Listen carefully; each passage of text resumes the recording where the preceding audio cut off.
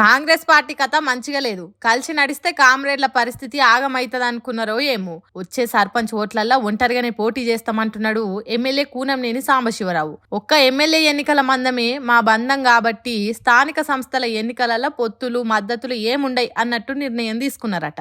ఎందుకు మరి ఇంతల్మే కాంగ్రెస్ పార్టీతోని తెగదెంపులు చేసుకున్నారు సిపిఐ కామ్రేడ్లు అంటే, కాంగ్రెస్ పార్టీలా పతార రోజు రోజుకు తెలంగాణలో తేలిపోతున్నది.